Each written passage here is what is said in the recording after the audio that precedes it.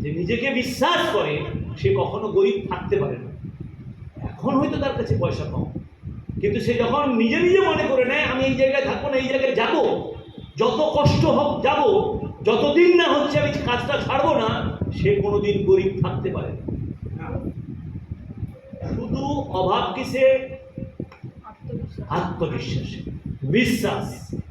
মানে কত সুন্দর কথা স্বামী বিবেকানন্দ বলে গেছিলেন যে বিশ্বাস বিশ্বাস বিশ্বাস অগ্নিময় বিশ্বাস।